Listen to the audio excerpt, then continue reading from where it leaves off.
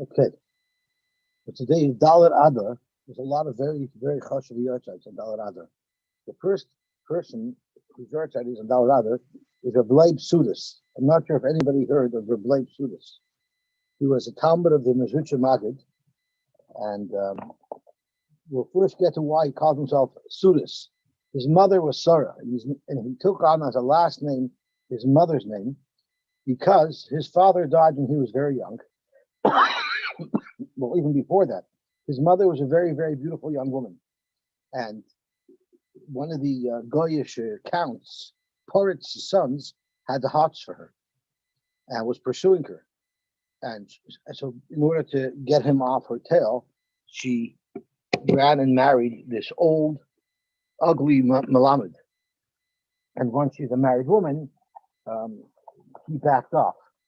And this old Malamed, who was much older than her, was actually a Lamed Bachchat, or so it said. And therefore he named himself after his mother, who comes up with Leib Suris, as in Surah. And he used to spend his entire life traveling around, raising money for Pidyon Shvuyim, and traveling around raising money to support the Lamed Vav Tzadikim.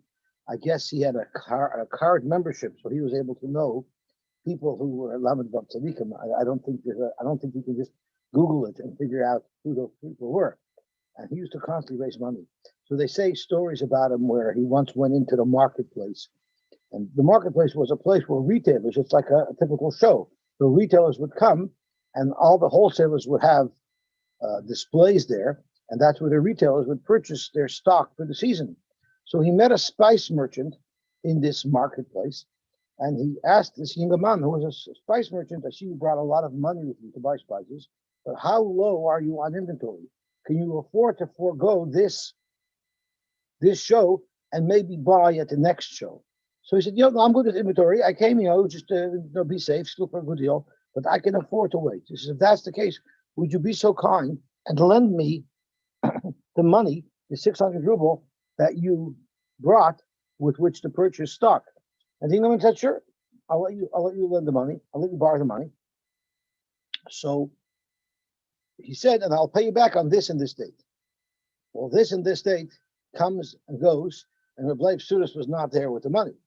But what did happen mysteriously on that day is a Poritz came in to buy spices, and he forgot his wallet there. He left his money pouch there. And as it turns out, there was exactly 600 ruble in that pouch. A couple of weeks later, Reb Leib Sudis happens to be walking by, and this young man sees him, so he runs out onto the street and says, Reb Leib, do you not remember that you made up to pay me back? So he says, I paid you back. You didn't get the money? He said, no, what money? He says, didn't the Poritz leave 600 ruble by you? He said, I should have put two and two together. But we had a personal story in my family with Reb Leib Sudis. Reb Leib Sudis, one of the things that he did was, he was once traveling. He lived in Russia. He was traveling, I believe it was in Russia, and there was a young boy that was taking care of his family's chickens because he had lost his father when he was all of 3 years old. And Reb Leib saw in him that he had the Hebron and the Neshama. And Reb Leib convinced his mother to allow his mother to take him to Reb Shmelkem in Nikolsburg to learn underneath him and absorb from him. And the mother let. And this Yid eventually became the Kalev Rebbe. And the story of how he became the Kalev Rebbe is because I have a great-grandfather going back 8 generations whose name is Rabbi Yankel Fish.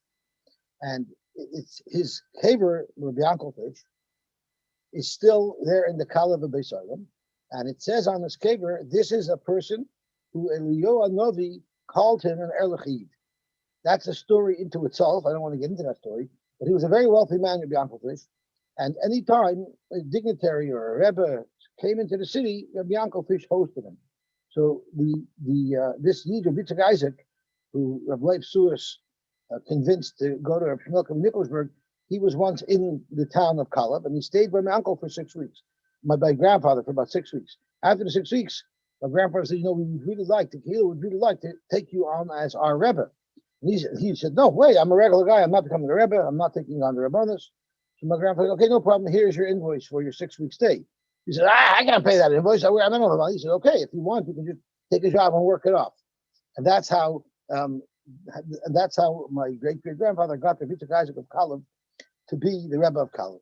Anyway, once upon a time in Kalev, Rabbi Leib Sudas comes. Also, he stayed by my great-grandfather, and he's there staying by my great-grandfather. And when he gets there, he usually traveled alone, but sometimes he brought, his henchmen with him. And he tells my grandfather, I want you to go to the Porich's house right now, and I want you to tell him Leib wants to speak to you. So he says, are you serious? He said, yeah, I can't just walk in. He has a castle with a moat, with dogs, with guards. And I can't it's like just walking right into Mayor Tory's office. You're not going to get there. You're not going to get admission. So Rabbi says, okay, if you don't go, I'll send my own people. He said, okay, I'll go. But do me a favor. Could you send one of your people with me? This is like very awkward. So he walked in. They let him right in, miraculously. And he says, Leib wants to talk to you. And the pirate quickly puts on his clothing, his coat, and he comes running, which was mind-boggling. Like, how did that happen? He comes in and he greets Leib Sudas. They're speaking privately in a room. And then they come out. And as they're coming out, and as Leib Sudas is walking his poets to the door, to the external door, he points to my grandfather and he says, you see this guy, Uncle Fish? He's an expert in horses. If you ever need to buy horses, you take him with you to the market. He will pick you the best horse. And my uncle's looking at him like, what? I don't know the first thing about horses. Like, what are you talking about? But no one messed with the Leib Sudas. He was a very holy man.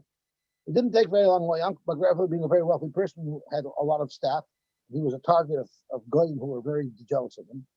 One of his employees, a young boy, disappeared. And the priest said testimony that this man, Uncle Fish, killed his employee. And that's why he's not around. So he was going to be tried up on Trump charges. Probably was a blood libel because it was before Pesach. On Trump charges of having killed a Christian child. So my grandfather was not in a very good mood. It was like Pesach time. He was like in a very bad mood, of course. He's about to be tried, and he's not really going to get a fair trial, which was scheduled for right after Pesach. And right before Pesach, the poet comes by Kalev and he tells my grandfather, I need a horse. Maybe you want to come with me? So my grandfather says, okay. He didn't know anything about horses. So they travel to this faraway place, wherever it was, where they were selling horses. And as they're pulling into the city, there's this little guy, the murder victim, was sitting there on the curb crying. So the poet stops and says, why are you crying, young man? He says, because the priest of this and this city of Kalev, the priest of Kalev told me a couple of months ago that I must leave the city. And if he ever sees me again, he's going to kill my whole family. So right away, the poets understood already what was going on there. She says, you come back with me, I'll take care of you. So he takes him back to the city, but he kept him concealed. And by the trial, the poet walks into the trial and he hears the whole trial and he hears the priest take testimony and the court convict. And then he said, 1 minute, please. And all of a sudden he calls the kid in. So that wiped out the entire testimony. Bahar Baraglov proved that the whole thing was fake. And of course, the priest got punished for trumped up charges. Judging by how people mete out justice, he probably got probation.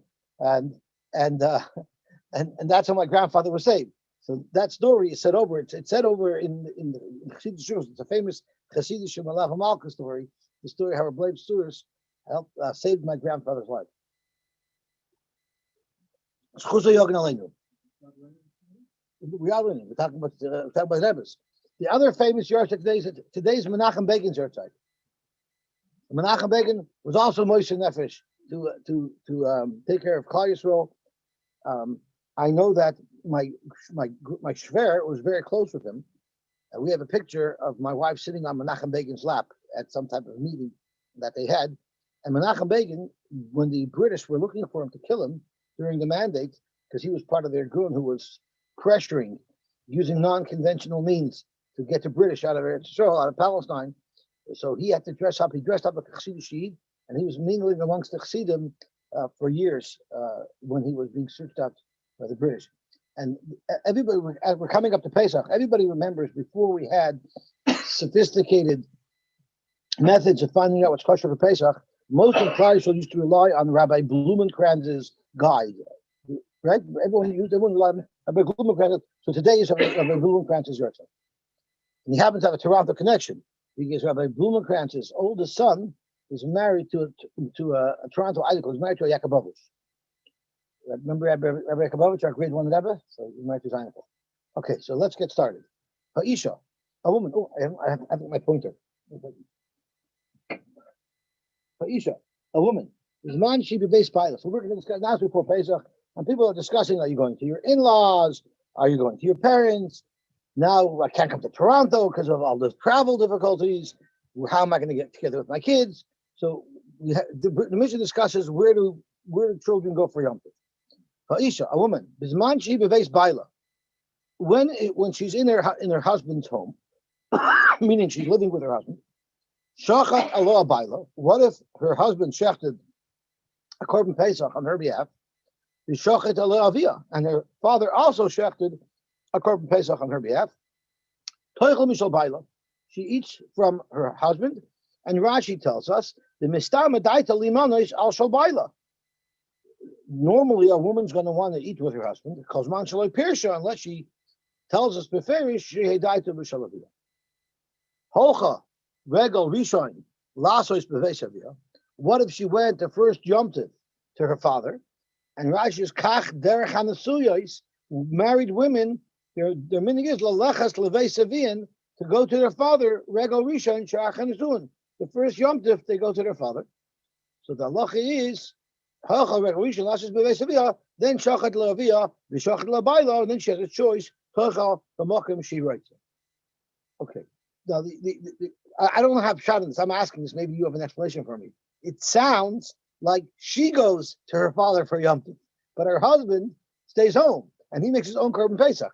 I used to always feel bad for my shver that every time he wanted to see his daughter, he had to buy 2 tickets to Los Angeles because I was dead weight that came along with his daughter. But had he seen this Mishnah, he probably would have told me, Yossi can't stop blabbing in the Haim. I'm only going to have my daughter come visit me for Yom Tov. She's going. He's being schlepped. What do you mean? He said she's going, and her husband is being schlepped along. He's not going. He's being schlepped. Yeah, but he brought his own korban pesach. Uh-huh. But why would he do his own korban pesach? Why wouldn't he mooch off his shver? So it seems like they had pride in those days. No, because he wasn't. Okay. Let's see more about it. Yosem, right?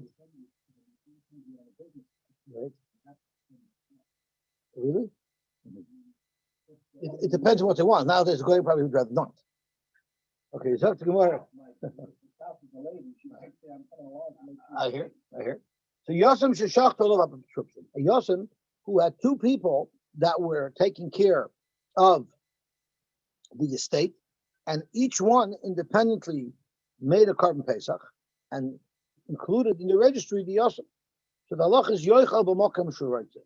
The Yosem can choose by which apotropos he wants to eat. What about an eved shel shnei shutrim? There was an eved that belonged to 2 shutrim. Lo yoichal mishal shneim. If they each had in mind to include him in their own korban pesach, he can't eat for both.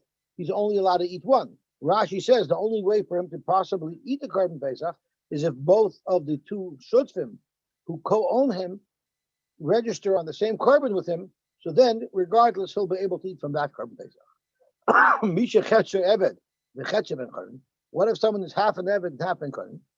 Then lo yochel mishal rabbi. He cannot eat from his rebbe at all, from his adon at all. And Rashi says the mistama lohidas rabbi liimonos chelik hacherish al pischei. I'm going to be responsible for the part that I'm responsible for. I'm not going to pay and include the half of you that doesn't belong to me. It's mashma from Rashi that if the rabbi wanted to include both halves, then the eved will be able to be yotz in that korban pesach. But there's a Tosfos that says that would not be allowed because an eved doesn't want to be subservient more than necessary. So he would not want his tzara cheres to be nimna with the Rav. He wants to have independence, and unless someone could have his own independent Pesach, it's not considered that his tzara cheres boy had a korban Pesach. How is someone half and half? I'm sorry? How is someone a half Evid and half Ben Karen? It's owned by 2 Shutzvim, and one of them freed him. So interesting enough, the Avnei Nezer, who was a big proponent of moving to Eretz Yisrael and of Yishuv Eretz Yisrael, he brought a raya from this Tosus that a ben Choyin is not called. It's not called that he's going on a Korban Pesach and he's not doing it with his own das. He learns that although there's a mitzvah of Yishuv Eretz Yisrael, that's only if you're going to be financially independent there. But if you're moving to Eretz Yisrael, al das to live off tzedakah, or al das to live off somebody else, you're not mekayim the mitzvah of Yishuv Eretz Yisrael, unless you're independently supported. Now, it doesn't matter if you're independently supported with assets that are in Chutz La'aretz, that's fine. But if you're being supported by somebody else, then you're not perceived to be living in Eretz Yisrael. You're perceived to be living where your support's coming from. Which is the big brother.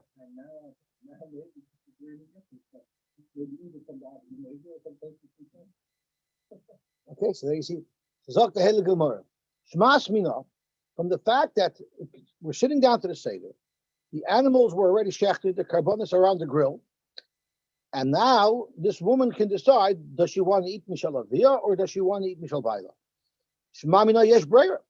The halacha is, breira means that today I can decide what was already predetermined 2 days ago. When does the minoi, when does the registration expire? When does the ballot close? It closes at the shechita. Yet she's not deciding till right before the Seder which Korban Pesach she's going to eat. So we say that, you'll have to say breira, that the Korban Pesach that she decides to eat now is the one that she was registered to this morning or this afternoon when they did the shechita. That's yesh breira, and we don't hold like that. Shemash mina yesh breira. So no, my roitza b'shash shechita. It doesn't mean right now that it's already shechted. It's all abdafted. It doesn't mean it was already shechted. It means if it's at the time of the shechita, she can decide who she wants to eat with.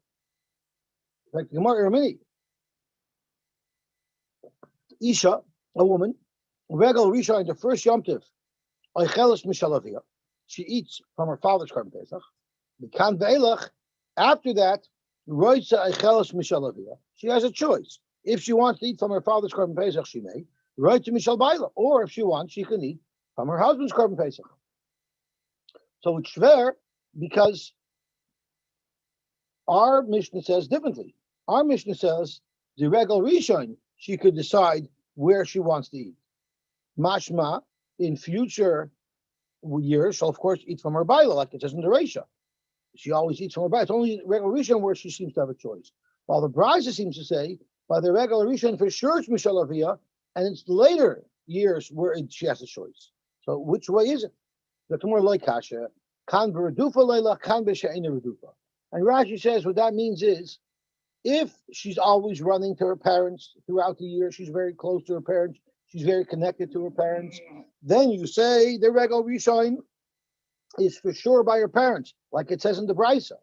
But if it's a woman who's not constantly running, she's not so connected to her parents, so then we don't necessarily assume that she eats mishalavia. What if she's running to her parents after Rosh Hashanah? Assumes that's not even an option. Yeah. How different things would be today. Yeah. But in those days, it seems like it's only the first year. My case, that wasn't the issue, but a lot of times it is. We're soon going to see that the running to her parents is not running to her parents because she wants to be by her parents. It's running to her parents to tell them how happy her in-laws are with her. And maybe she's running to her parents because she's running away from her husband. Yeah, that's what she's doing. Indeed. So it's interesting to note. It's interesting to note that normally the husband makes his own Korban Pesach, and they say from here as a makar that a chassan does not wear his kittel the first year. There's a minhag that we wear our kittel by the seder, but we don't wear it the first year. One of the reasons why is because since we're eating by our shver, it might be, since the norm was to eat by your shver the first Pesach, it's not appropriate that by your shver you should sow cheres. Your kittel is a beged of malchus. It's a beged of cheres, and it's not appropriate that you should be sitting by your shver becheres. You should not be sitting becheres. You should be sitting a little bit subdued when you're still hanging off your shver. True That's too. one. Yeah. So then nowadays, the guy's being supported. He should be wearing it for years. That's right. The other shot that they say is that one of the reasons why people wear a kittel, one of the reasons that the Achronim say you wear a kittel, is it reminds me of Yom Misa. Why is it important to be reminded of Yom Misa during the Seder? Because the Seder is such a happy time. It's a time of cheres, and it might lead to grandiose thoughts that aren't appropriate. So we remind him, you're wearing your kittel, you know where your next stop is. If you got the sixth kafa last year, you know there's only one place to get promoted to from there. I'm sorry, if you got the first kafa last year, I'm confused. If you got the first kafa last year, you should know there's only one place that you can get promoted to from there. So it keeps people at bay. But the Chassam Sofer actually says the reason why we wear kittel is because we want to remember Yom HaMisa. Why do we want to remember Yom HaMisa? Because by the Seder is the most important time of the year to be mechanech our children. And why is chinuch so important? Because we're not going to be around forever. And we need to train the next generation to continue. There is no time of the year that's more focused on tradition, on passing on tradition from one generation to the next than the Seder. And in order to realize how important that is, we wear our kittel to remind us that we're not going to be around forever. So we really got to give it our all in giving over the Messiah to our children. The Chsiv, talking about Redufa, it says, Oz hayisi be'einav k'moitzah shalom. I was in his eyes. He's talking about, this is Klai Yisrael talking about their Rebbeinu Shalom, but it's a marshal of a Kala talking about a Chassan. I was in his eyes, k'moitzah shalom, they're happy with me. The question is, chavavti alav, I became loved by him, and I was found complete to him. Amar Rabbi Yochanan, and Rabbi Yochanan said, Kekala shenimta shleima beveis chameha, a kala who is very much approved and loved and respected in her in-laws' home, and she wants to run to tell her parents how happy her in-laws are with her. You notice you never have the opposite way where Adam is running to tell his father how happy his shver is with him. I guess because it's not Nageya. Like it says in the pasuk, Tikri Ishi, you'll be called. There's different ways to express, to articulate the word husband. So the Navi is telling us, Tikri Ishi, you'll be called Ishi, you will no longer be called my Baal. Baal is more of a financial type of ownership. That's not the loving that a husband and wife are supposed to have. Ishi is already Loshen Ahava. So we'll be so loved by the Rebbeinu Shalom in those days that will be considered a Nesua to the Rebbeinu Shalom, not just an Arusa, not just someone who were owned by the Rebbeinu Shalom, rather we're loved by the Rebbeinu Shalom.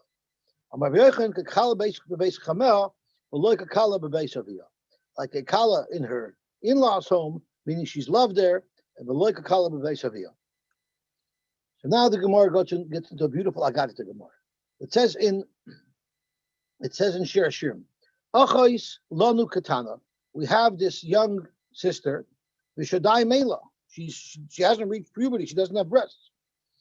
What does this mean? What is this referring to? This is referring to the city of Elam, where the Navi Daniel lived in. Daniel was Zoicha to learn Torah, but he was never Zoicha to teach Torah. And that's why we're compared to Elam. Elam is a lashon of covered over, because he wasn't able to give over Torah. Ani chayma, the Shaddai Kimigdalos. I'm like a block wall, strong and fortified, and my breasts are like two watchtowers. What does this mean? Of course, it's figurative. It's figurative. Rabbi Yochanan, Ani chayma zu Torah. It's Klai Yisrael saying this is the Torah that's protecting us from doing averis, that keeps us on the straight and narrow. The Shaddai Kimigdalos. These are the Talmidei Chachamim who have an extra special shmira. Rashi says V'Shaddai El Talmidei Chachamim Hamanikad Achem K'Shaddai Halalu. So the wall is the Torah that you learn, and the Shaddai represent the Talmidei Chachamim who teach Torah. Elu Batachnesais V'Rav Amar Ani Chayma Zu Knesset Yisrael. It's referring to Knesset Yisrael. The Shaddai Kimigdalos Elu Batachnesiyos Uvat Midrashos. The Shaddai Kimigdalos which protect us or our shuls protect us. Our shuls protect us from harm. When we hang out in shul, we're hanging out in a good place, and it's our protection against getting sucked into the bar lifestyle. Amrab Zutra Batovi Amrab. What shot that it says in the pasuk? Asher Bonenu Kinetiyim. Our children, our sons, are like young growing plants. Migudalim Binuereim. Even when they're grown, they're like young plants, meaning they've retained their innocence. They weren't exposed to chet. Our children are pure and innocent. They weren't exposed to chet. I'm pretty sure this pasuk was written before the internet. B'naisenu, our daughters, kizaviyos mechutavos, like beautifully carved masonry stoned fortresses. Tavnis hechel asher tavnis hechel. It has the look of the hechel. Once again, it's referring to our daughters who are careful from chet, which the Gemara is going to elaborate on. Asher bonenu kinetiyim elu b'chuya Yisrael shalei tov mutam chet. It's referring to our sons that are kaddish for Torah. They weren't toim tam chet. V'neishenu kizaviyos elu b'sulais Yisrael. These are referring to the b'sulais in Klal Yisrael. Sha'oigdos pischem lebalein. They keep their doors shut and they only lose their besulim to their husbands, which means they refrain from any relations until they're married properly to their husbands. That's one pshat. And the other pshat that Rashi says is they're careful with their doorway, meaning whenever they see a chash of dam nida, they'll always let their husbands know and they'll refrain from relationships with their husbands. But it's talking about the kedusha that's in our children. And it says in the pasuk, "Umalu kemizrak kezaviyos mizbeach." The blood will fill up the mizrak like at the corner of the mizbeach. So you see, zaviyos is referring to the Beis Hamikdash, to the kedusha. How could you be talking about children if you're speaking about women who are careful with no nida? Well, we're talking about young basulas. We're not necessarily little children. Young basulas, and they 15 in those days they got married at 13, 14. We're talking about youth in that time frame. So Zok to Gemara, another place where you see that it's referring to building the Beis Hamikdash and the kedusha of the Beis Hamikdash. Mizavenu Malayim Mefikim Nizan Alzan. Let's see what the pasuk says inside. Mizavenu Malayim, our corners are full. Mefikim, our storehouses, Mizan Alzan, are able to sustain us from the last harvest until the next harvest.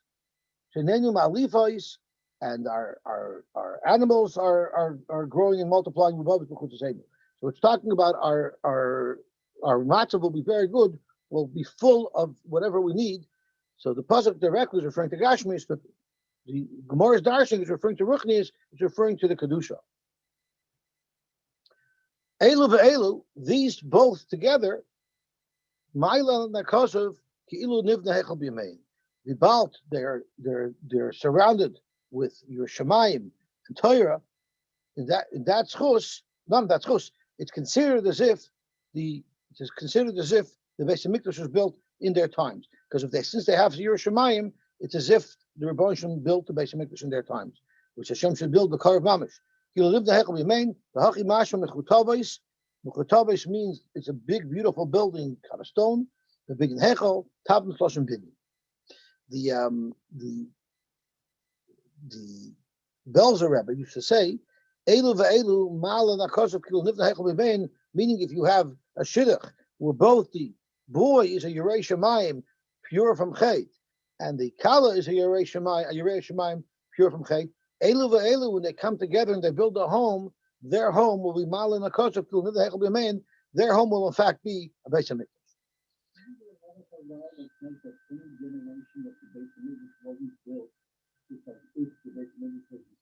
Yeah. I don't know, but it could be that at least these people weren't holding it back. Just because in your generation it would have been destroyed, it doesn't mean it would have been your fault. You can always pull the Cuomo and blame it on somebody else. Zok the Gemara about it. Dvar Hashem asher hoya el Hoshea. Rabbi Shalom said in Nevuah to Hoshea, "Bimei Uziyo, in the name of in the days of Uziyo, Yosam, Achaz, V'Chizkiyo Melech Yehuda." So the Nevuah was said in the times of these kings: Uziyo, Yosam, Achaz, and Chizkiyo Melech Yehuda. So the Gemara, but Perak Echad, in one period of time, Nisnabu Dalad Neviim. There were 4 Neviim who said Nevuah all during this same period of time, during the time where these 4 kings were in power. The Gadol Shabachulan, and the greatest of them all was Hoshea. The greatest of these Neviim was Hoshea. Shenamar Tchilas Devar Hashem b'Hoshea. The first time Hashem said Nevuah was to Hoshea.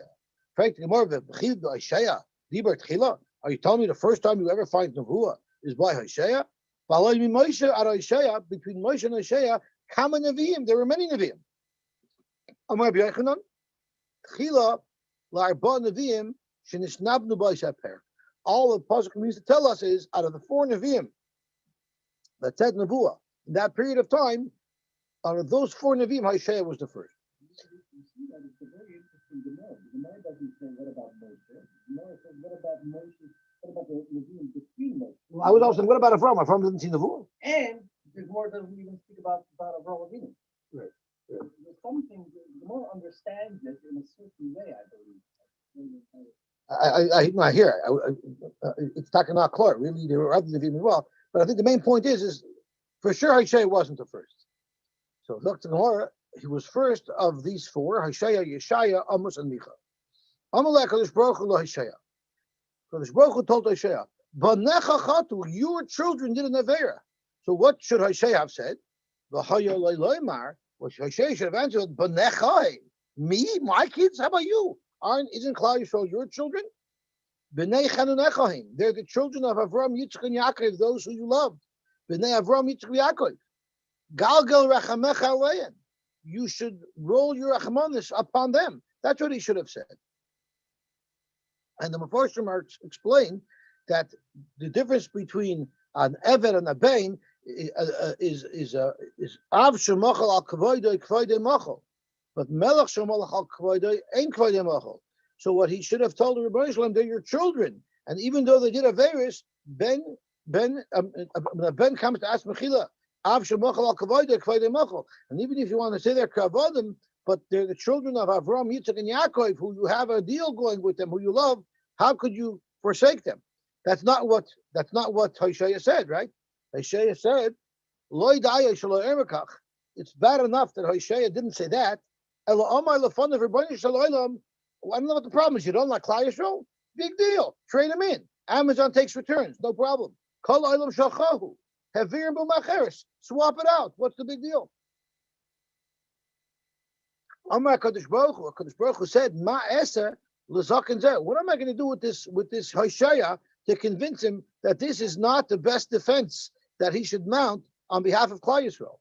Now the kasha is, l'maisa, what's pshat that Hoshea wouldn't come to their defense? Was up as he said that. So there are those who learn that what Hoshea meant was, the Rebbeinu Shalom, you think the Eden are bad? Try another nation. See how much you're like them. Oh, you're going to come running back to them. It still was a tie on him that he didn't fight for them. But that was his taina. His taina was, what do you think they're bad? You should see what the other nations of the world are like.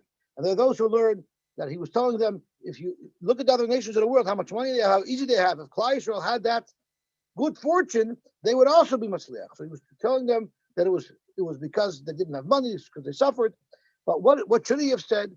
So this is what Hashem said. I'm going to teach Hoshea a lesson. And he told them as follows: Lech v'kach isha zoyna. Go marry a woman who's a zoyna, a prostitute. She sleeps around. V'hoylid loach banim znunum. And then I want you to have children with her, children that you're not even going to know if they're your children because you're sleeping around. The achikach, and afterwards, I'm going to tell them shilcham el panecha. You're going to have a wife, you're going to have children, and I'm going to force you to get rid of her. They're not good. But even though they're not good, you're not going to want to send them away. I want to see if, even under those circumstances, will Hoshea be happy to send them away. When I see that you're happy to get rid of your wife and get rid of your children, then come and tell me that I should swap out my beloved nation with another nation. So there's the Pashat Pshat. In fact, this is what happened. And then there's the Pshat that this was all a Nevuah. It didn't actually happen. Shnemar, go find yourself a woman who has a very bad reputation. The Yaldes Nunim, and children that have and have children from her who you're not even going to know if they're your children. He married the woman whose name was Gomer Bas Tevelim. Gomer, why did she have the name Gomer? Everybody finished inside her. Bas Tevelim, meaning Diba Ra, Bas Diba Ra. She had a very bad reputation, and her mother had a bad reputation. A very bad girl. Shmuel Amar, she was sweet by everybody like a fig cake, meaning everybody wanted a piece of her. Everybody did tashmish with her like a tvela. Dover Acher, Goimer, Amar Rebbe, Amar Yehuda, Shevikshu, Legamer, Mamonin, Shal Yisrael, Biyameh. In their times, the Goyim wanted to use up all the money of Klal Yisrael. They actually did take away all of Klal Yisrael's money in that time. Shenemar ki avdo melech haram, vayesimem ka'afar lodush. So Melech Haram wiped out Klal Yisrael, wiped out their finances. And what happened? Vatar vatelad lebein. She had a first child. Vayom Hashem elov Krashma Yisrael. Call the child Yisrael. He oid mat, because in a little while ufakadati as to may Yisrael al beis Yehu. I'm going to mun the blood of Israel on beis Yehu. Vishbati mamlachis beis Yisrael, and I'm going to destroy and I'm going to end the melucha beis Yisrael. Vatar oid vatelad bas. And then they gave birth to a daughter. Hashem told Hosea, Krashma loy ruchama. Not ruchama, loy ruchama. Why? I'm no longer going to have rachmanos on Klal Yisrael. So far there's two curses. There's the curse that I'm going to be poikedam. Second curse was I'm not going to have rachmanos. I'm not going to carry any more their affairs. Then she had a third child, another son. Not my nation. Don't call him Ami, call him Loy Ami. I'm not going to be for you. After he gave birth to these three children, then Hashem told Hashem, shouldn't you have learned from Moshe Rabbeinu, where once he was speaking to me and he was having the vuah that he separated from his wife? I want you to separate from your wife. He told him, how can you do that? She's my wife. I have children with her. I can't just throw her away. And divorce her. How could you expect me to do that? I'm sorry. So the shiloh over here is Hashem told him, he said, how can you expect me to send away my wife and my children? And the Mashal says, people are going to look at me like I'm sending them away like they're illegitimate children. So I'm ruining my children's lives by sending them away because I'm announcing to the world like they're not my children. Even though it's Roy Bilas Achabal, but it's going to put a very bad taste in their mouth. So I have no choice but to share something from Rav Bani Spiegel, Zechariah Levracha, who's just nifter. We're in the Shiva now. A joke he used to always like telling me because I was in the air conditioning business and because my shver was very old. So the Achronim say that the reason why Hosea was more nervous is because Memela, if I'm a young guy, okay, so people will assume that these are my children even though I divorce her. But if I divorce her and I'm an old guy, people are not going to believe that these are my children because A, we know that she's the type of woman who sleeps around, and B, I'm a very old guy. So Mr. Spiegel used to always tell me that this old man wanted to have children. So he went to the doctor, and the doctor examined him and says, I'm very sorry, sir, you can't have children, you're too old. So he says, but I want children. So the doctor told him, you might be air-minded, but you're not air-conditioned. That was the favorite joke that he used to always tell me. What are you saying? No, I just find it odd that here Hosea now protests against the B'Shabbat. Right. Now he's protesting. But when HaKadosh Baruch Hu said, meaning he showed his independence of mind even to HaKadosh Baruch Hu now. What about the independence of mind when HaKadosh Baruch Hu told complaints about the Bnei Yisrael? Oh, that's exactly what Hashem was telling him. That's exactly what we're about to learn. Amalei HaKadosh Baruch Hu, ma ata, madach yu, she'ish dechazoyna, uvonecha b'nei znunim, ve'ein ata yadayim shalachim shalachem. You, your wife's not even a good wife. Your children, you don't even look to yours. Nevertheless, in shalachem and you want to hold on to them, and you're protesting when I'm asking you to leave them. Kach Yisrael, how about Klal Yisrael? Shein banai, they're my children. B'nei bechuni, the children of the people who I tested thoroughly. B'nei Avram, Yitzchak, Yaakov. Echad me'arba kinyonim shekanisi ba'ilami. One of the 4 kinyonim that I was kinyonim in my world. Torah kinyon echad. Torah is one of the kinyonim I made. Yechsev Hashem kanoni reishis darkoi. Shemayim ba'aretz. I was kinyon echad. Shemayim ba'aretz is a kinyon. Yechsev kainei shemayim ba'aretz. Beis hamikdash kinyon echad. Yechsev harza kansa yaminai. And Yisrael kinyon echad. Yechsev amzu kanisa. So this is my possession, my prized possession. The ata amarta havir ba'uma acheres. And you're suggesting that I should just get rid of them? Even Shiyada Shechata, as soon as Yahshua realized that he did an Aveira by not standing up for Klal Yisrael, he right away changed course. Amad levakesh rachamim al atzmai. So he started to ask Rachmanis for himself for the Aveira that he did, that he didn't defend Klal Yisrael. Amalei HaKadosh Baruch Hu, you're about to make me a mistake. Before you ask Rachmanis for yourself, vakesh rachamim al Yisrael, shagazarti aleim shalish gzeiros. You should daven for Klal Yisrael, who because of you I was geyser 3 gezeiros upon them. Amadu bikesh rachamim. So right away Hoshea got up and he asked for rachamim uvatal gzeir and uvatal gzeir. V'hiskal levarchan, and he started to give a bracha to Klal Yisrael. Shenemar v'ya mispar b'nei Yisrael k'chol hayom asher yisaf from Rav, and then the end of the pasuk says v'ya b'makim asher yom alem loy amiyatem yom alem b'ni keil chai. The nikbetzu b'nei Yehuda, b'nei Yisrael Yachtov, and b'nei Yehuda, b'nei Yisrael will gather together. Uzrati ali ba'aretz, I'll plant them in the ground. V'rechamti sloi ruchaman, I'll have rachmanis for those who I didn't have rachmanis. V'amarti l'loi ami ata. So all the 3 curses that Hashem gave, I won't have rachmanis on you. I will have rachmanis on you. I said you're not going to be my nation. You will be my nation.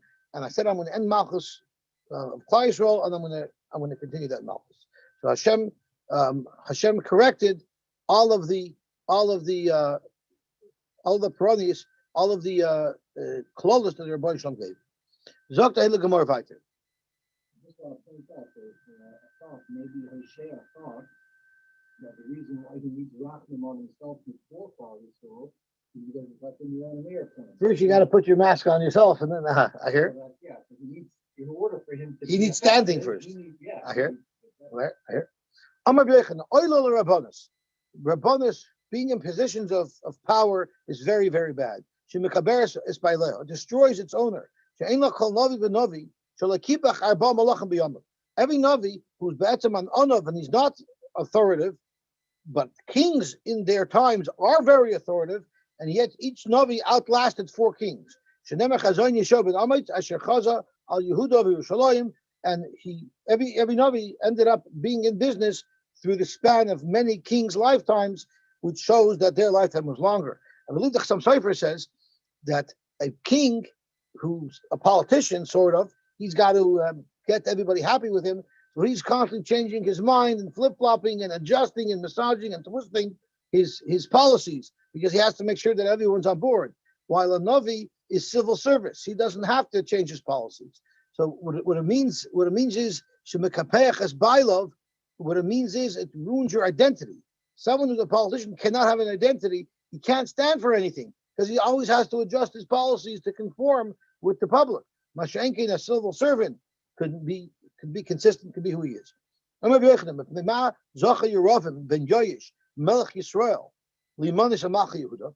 in the list of the kings that we listed earlier, Yeravim ben Yoish, who was a Melech Yisrael, why was his Zoicha to be listed amongst the tzaddikim of the Malchi Yehuda? Because he was not Makabel Lashon Hara and the Navi Amos when somebody was trying to create problems. In Nolan the Imni, where do you see that he believed it? It says, where do you see that he was counted amongst the other kings. Dvar Hashem HaShahayal Hoshea ben Be'eri ben Uzziah Yosam Achaz v'Chitzkiyo Malch Yehuda u'Meirav ben Yoish Melech Yisrael. So you see, he was in the list. We know that like Kibbul Lashon Hara. How do you know he wasn't Makabel Lashon Hara? Yishlach Amatzia Koyin Beis El. The Amatzia who Rashi says was the Koyin for Avodah Zarah. El Yerav Melech Yisrael. Lemar Kasher Alecha. Amos is planning and conspiring against you to overthrow you. Amos Yerav is going to get killed with a sword. Omar. So the king answered back, I'm not Makabel. Chas v'sholem, Omar oisei tzadikach. First of all, there's no way that Tzaddik said this, because he had a nevuah that he was going to live. And Vim Omar, and if in fact he did say it, Ma'esa loy, Shechina Omar loy. He for sure only said over like a Navi, like a true Navi. He said it with Piyah Shechina. And my chet was Goyim. So you see, he refused to be Makabel bad that Amachi spoke on Amos. Omar Belazar, Afilu V'Shas Kaiser Shal HaKadosh Baruch Hu, even when Hashem is angry, Zoicher Es HaRachamim, he remembers to have Rachmanis on us, because Shenemar says, Kol Oisef Oid Arachem Es Beis Yisrael. So even when Hashem said, I'm angry at you, he didn't say, I'll be angry with you. He like Oisef Oid Arachem, I won't have Rachmanis. So it's a negative lashon, I won't have Rachmanis, not I will punish you, I won't have Rachmanis. So even in the Klala, the word Rachmanis is mentioned. Arachem Es Beis Yisrael. So even though it was said in the Lashon Bitnya, am I going to carry their Averis? But the Maisa, the word she said was, I'm going to carry their Averis. The only reason why HaKadosh Baruch Hu put us into Golos amongst the Goyim, so we should attract Gerim. I'm going to plant Klal Yisrael in other lands. When someone plants something, it's not just to recover what he planted. Of course, he wants it to multiply and bring back a net of much bigger harvest. So too, when Hashem planted us amongst the Goyim, Hashem, of course, wants to attract a lot more Goyim. That's interesting, because Judaism is the one religion where we don't try to get Gerim, right? We don't. So what it means is not that we're actually looking to attract Goyim, but our behavior should be, the Yishmu Rechokim V'Yavoyu, our behavior should be such that they're attracted to us. And how would those Gerim be attracted to us? Otherwise, if we wouldn't have done Averis, our pull, our attraction would have been so strong that even being in Eretz Yisrael, we would have attracted all the neshamas of Gerim that were supposed to come. But since we did Averis, we're forced to be closer. Our attraction isn't so strong, so we have to go out into the field to attract more. So basically, Hashem plants, he invests, so he gets back interest. So the Lubavitcher used to always say, Haram Karen Mishichacha. We tell the Rosh be happy with the Karen. What do you need interest for? Take us out of the goals and just be happy with the Karen.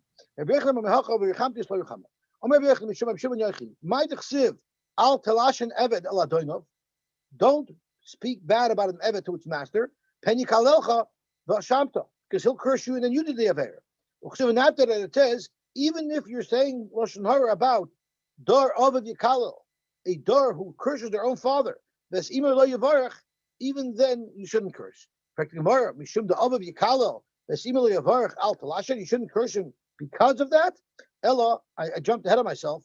Ella, with the pasuk means afilu Dor Ovav Yikalel, even such a bad nation, Al Talashin Evel Anadoinov. How do you know that? From Hoshea, because Hoshea at first said just swap him in, and it didn't do well for him. Hashem made him backtrack from that argument. Amr Hoshea, my dechsiv, tzidkas pirzoinoi b'Yisrael. Let's see what time it is. We're running late. Yeah, we better stop here. The other one has to come to Davin. Okay, we'll stop here and we'll pick up tomorrow. It's such a beautiful Gemara. There's so many interesting colors on it. So I'll pick up tomorrow. Have a wonderful day. Goyach.